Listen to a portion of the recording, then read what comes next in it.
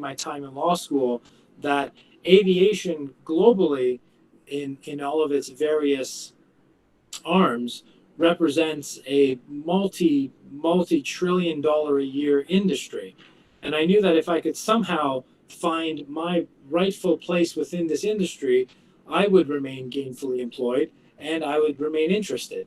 And that's one of the keys to your career, whether you choose to go into aviation or whether you choose to go into constitutional law or whether you choose to go into corporate practice or criminal defense, whatever it is the fact that you somehow ensure that you remain interested. So during the course of my law school, I began to study the aviation industry itself. And as I said, I came to realize that it was a massive global industry that was extremely capital intensive and capital hungry. Airplanes are extremely expensive assets. And therefore, as a result of that, there's a whole universe of transactional activity that takes place around every single aircraft, that's a commercial aircraft in particular, that's flying in the skies today. So there I was in law school. I knew that I liked aviation, and I wasn't particularly good at law school either. I'm not going to lie to you. I wasn't the best student, but I was good at contract law, and I was good at what I was interested in.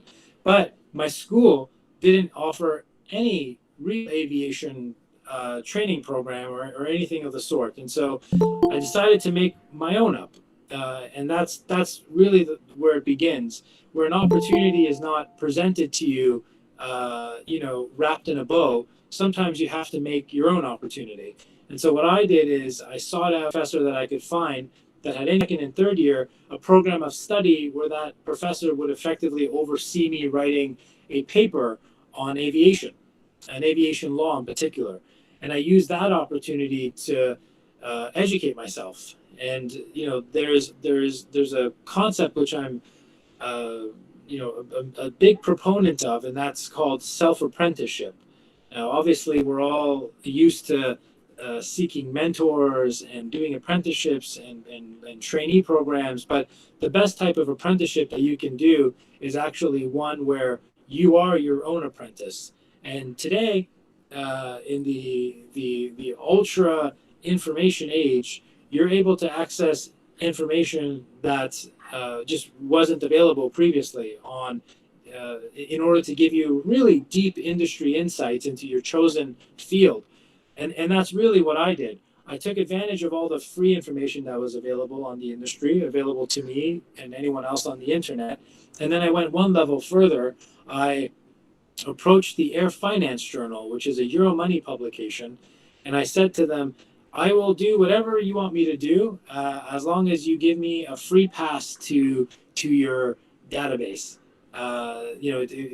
Air Finance Journal, for anyone who knows or is interested, is like a global aviation publication, and the subscriptions are like $3,000 a year. So I said, I will do whatever it takes. I'll edit your online stuff, whatever it is. Just give me this pass. And I eventually managed to get it, and then I eventually also started going to their conferences for free. But by having this subscription to this industry insight, I was able to really kind of educate myself. And eventually, when I graduated law school, I knew that I wanted to go into aviation. And at the time, I was in Toronto. And, for all the perceptions you may have of Canada and Toronto as a big city, it's actually not a major international hub, certainly not for aviation. So I knew that I needed to leave. And I know some of this may resonate with some of you. And I knew that in order to progress my career, I needed to leave the comforts of my own home. I'd been living in Canada for 16 years at the time, and it was home to me. It was the only home I'd really known. Iran wasn't much of a home at that, when I was a child, especially not during the war. But I knew that I had to leave, and the center of aviation finance then, as it is now, really rested in two major centers, though I would argue today it rests in three major centers. But back then it was certainly London and New York. And today I would argue that it's also Hong Kong, possibly Singapore. But London or New York. And I knew that I somehow had to get there. And part of like most things in life, part of it is just being there and being present in a locale, in a situation that can potentially put you in a position to capitalize on opportunities for success. And so I managed to convince a firm to take me on in London as a trainee, even though I was already qualified as an attorney. See, in Canada, when you graduate law school, you do a 9 month, I guess, an apprenticeship, you can call it. It's called articling. Not that dissimilar from India, as I understand. And then after that period, you become an attorney. So I was actually a qualified attorney when I agreed with this firm. The firm was called Bryan Cave. It's now called Bryan Cave, Leighton Paisner. So I agreed with that firm that I would join them as a trainee, which was a very clear step down.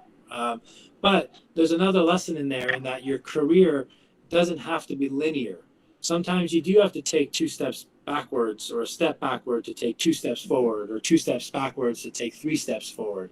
So it doesn't all have to be linear, and you got to be willing to do that. And so fast forward, I'm now an attorney eventually, and I knew that again I had to get there. And by there, this time I needed to get to where the work was, because I needed to. It's one thing to qualify as a lawyer and be in the right jurisdiction and have the right credentials. At a good Canadian law school. At this point I was Ontario qualified and I was New York qualified. I also wrote the New York bar. I'll talk about that in a second.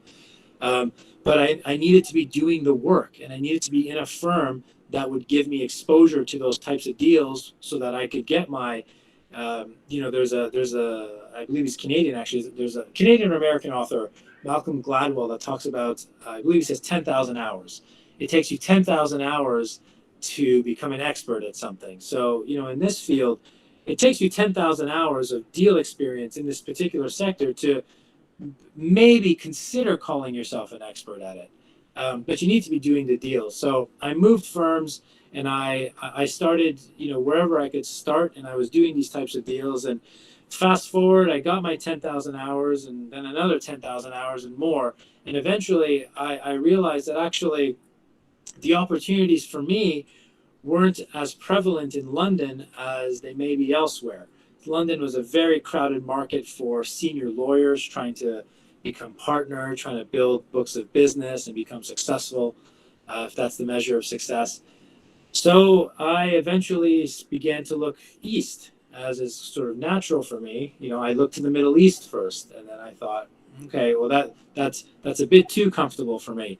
And I looked a bit further east, and then at the time, this is post Lehman, when the world was sort of collapsing. All roads were pointing to Asia, where there was early recovery, and there was a lot of economic activity, in particular a burgeoning aviation market.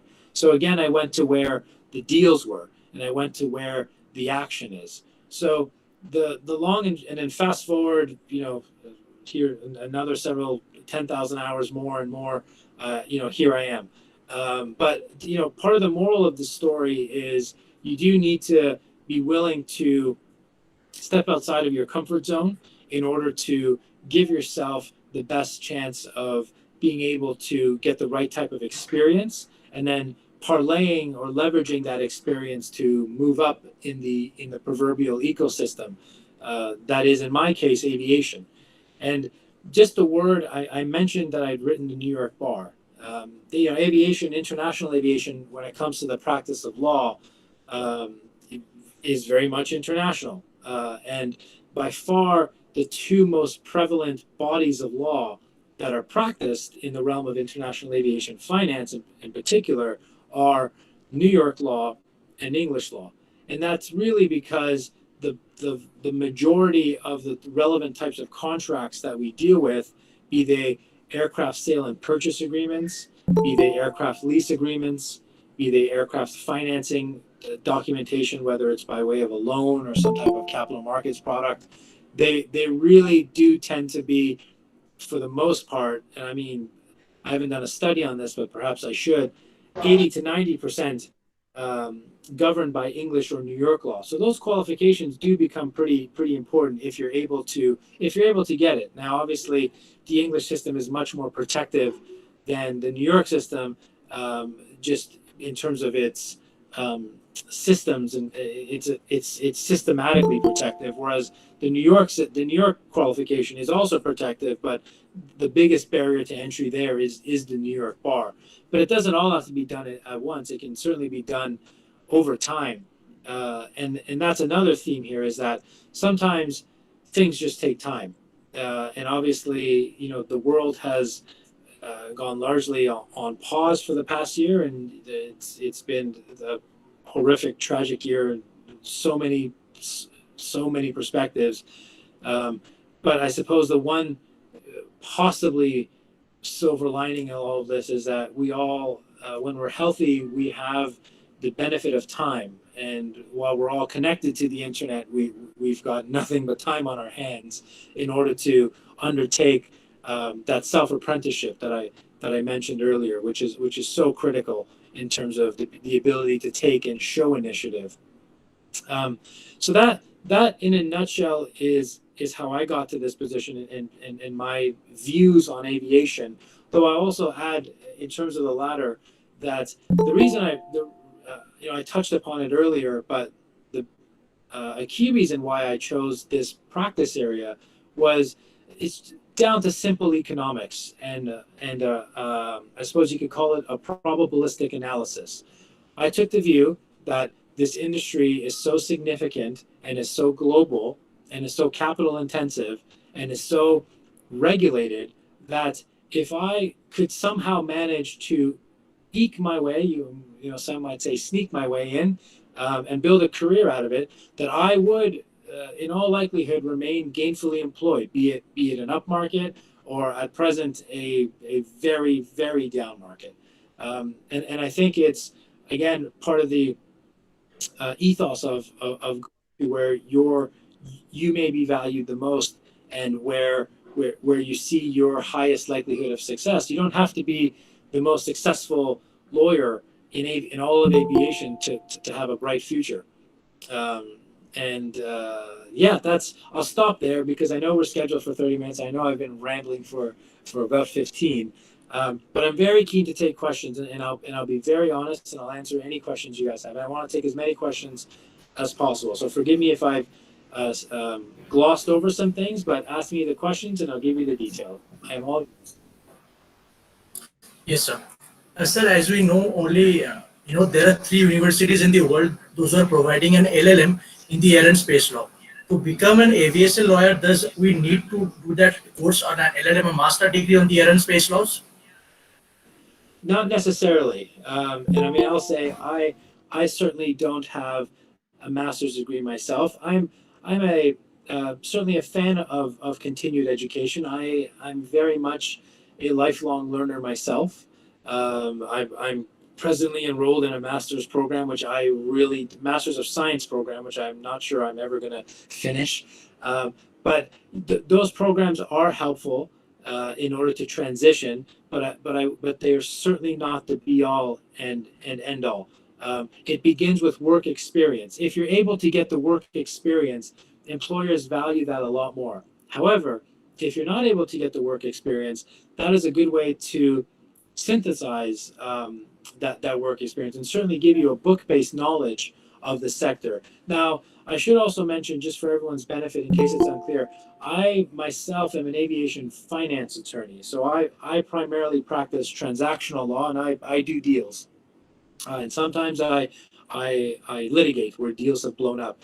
I'm not a regulatory lawyer. I have enough knowledge of international law, public international law, and I suppose aviation regulation, certainly, to be dangerous, but that's not my primary area of practice.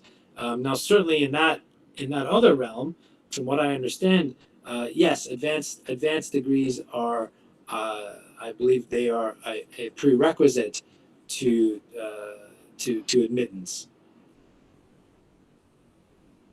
Thank you, sir, for the answer. Our next question is, in India, there are very few law firms in India that are practicing actually in the aviation law. But internationally, there are several other law firms, those who practice in the international aviation laws. So if an Indian student were to pursue a career in the aviation law, So how can he or she can be absorbed by an international law firm? What is the way forward, sir? Certainly, that's a hard question because it's a difficult blueprint. But I would suggest that, I mean, and this is the reason why I shared my experience, because I would suggest that somewhere in my own experience certainly are analogous lessons. I mean, um, Canada is the neighbor to the U.S., so I'm not going to compare the two. But it was difficult for me to find Canadian firms that had legitimate uh, international aviation finance practices. There was one, maybe two, and so that's why I knew that I had to leave, and that wasn't a decision that was taken lightly, but it was taken by necessity, and sometimes that that decision, is the only decision. And obviously, I was lucky because I was on a Canadian passport, and it certainly wasn't easy for me to go to the UK. They made it extremely difficult. They were extraordinarily protectionist with letting in junior attorneys and students to study, and they had this program called the TWES, which it was a tough deal to take because you could work in the UK for 2 years and then you had to leave, and something like you couldn't return for 5 years to work, and that was highly limiting. But if necessary, then if it's really something you want to pursue, it's a question. It comes to a question of figuring out your exit, and so the exit may be. Obviously, there are firms in India that have aviation practices, but there's also large international firms in India that have different. And I'm not an expert at this by any means, and I apologize. I don't track the legal market there perhaps as closely as I should, but there are large international firms there with presence in India, and I had an associate not that long ago. Um, she was a fantastic associate, one of the best associates I've ever had. And she had made her way out of the Indian system, and she worked with one of the Magic Circle firms in their offices in India, and then she was a star, and she transitioned from there to London, where she also became a star, and then she eventually made her way to Hong Kong.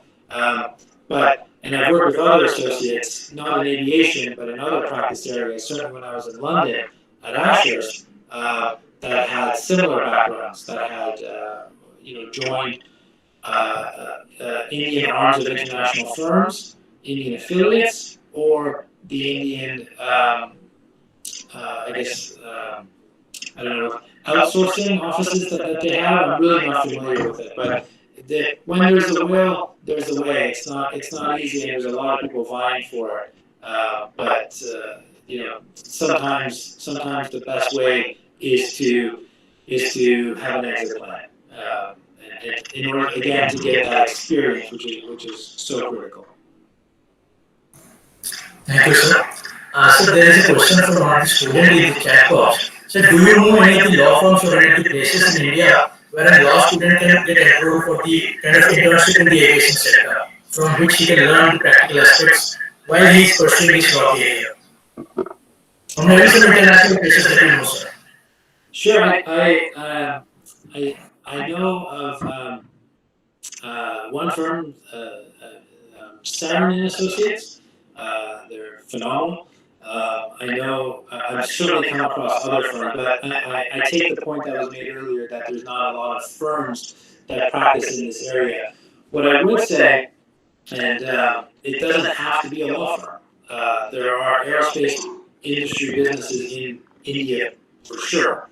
I mean, there's the airlines that sometimes they come and go, but there's also offices of international aerospace companies that are present in India, and occasionally they may have need for interns as well, because it's in this area it's as important to have industry knowledge as it is to have legal knowledge, to be perfectly honest with you. So I'm really sorry I don't know any specifics. I have a gut feeling that they're out there, and I know it's an incredibly competitive landscape. But sometimes the path to A to B is like I said earlier, just about your career trajectory is not linear. You may have to take several detours to get there, but plan the approach, and as long as you're in the right space generally, you're still one step closer. And I'm sorry, I don't have any more specific advice than that. But take it from someone who's done it. I have no business really having the station that I have at present. I was an immigrant to Canada, and my father was he was an airline pilot in Iran, but then he was like a courier driver when we went to Canada. And so I struggled my way to get to university, paid for it myself, paid for law school myself, talked my way into wherever I could talk my way into, and then thank God, just on the basis of meritocracy, where they existed, I was able to ascend, I suppose, and maintain. It's the most important thing. Once you all get there, which I have no doubt you all will, you all get to where you want to go. The game's not over. You have to maintain your positions and continually improve and fight against stagnation. Thank you, sir. Sir, my last question for you. What are the challenges that you face while dealing with the client, on a regular basis? What are the things that an aviation lawyer deals with? So can you please explain something you experienced? Yeah, certainly. Where? How long do you have? So on my practice, I'm based in Hong Kong, is global, and it's at once one of the features that I enjoy most about this line of work. I get up in the morning and I'm talking to people in Asia. By midday, I'm talking to people in India and the Middle East, and Africa, and in Europe, and then by the evening, I'm talking to people in North and South America. It's quite remarkable, how connected I get to be with the world. And when the world was normal, I was gallivanting around the planet, like in the same manner that most people hop on buses. I was hopping on airplanes. But so that's one of the privileges, but it's also one of the great challenges. It's a 24-hour a day, 7-day a week, 365-day-a-year job. I'm not a proponent of so-called work-life balance. I'm a big proponent of work-life integration. I think it's necessary in order to be successful that you approach your job with, in terms of the amount of bandwidth and energy you want to deploy, with reckless abandon. Certainly when you're younger, and then you have to be willing to work 7 days a week. So our clients expect it. And for the large part, I'll say for the past couple of years, certainly my practice has transitioned from a commercial aviation practice, like a mixed commercial and private aviation practice, to a almost exclusively private aviation practice. And that's come with all types of its own challenges, because now I'm dealing with ultra high net worth individuals, and these individuals and their proxies, they're highly successful, and they're used to a certain level of success, and they're demanding of their service providers as much as they're demanding of themselves, and so that certainly comes with the territory. But the third thing I would say is just it is intellectually challenging. The practice of cross-border finance, be it aviation or otherwise, I'm constantly learning. I'm not one of these lawyers that just, I know how to do deals, so I'll just do deals. Sir. I read law, and I practice actual law, and I know the actual law. You'd be shocked how many people don't. So it's all consuming, from all angles, whether it's client service or maintaining your professional competencies, which is in turn client service. And my professional competencies today, they're not just substantive law. It by virtue of the positions I hold, my competencies have to extend to management, human resources, strategy, all in strategy, be it my own strategy and our business strategy, or negotiation strategy, transactional strategy, and just maintaining an awareness of so many different aspects that are relevant to what I do, because um, aviation is relevant to almost everything, and certainly it's impacted by the world around us. So there's no I've been in a bubble at points throughout this year, as I know each of you have,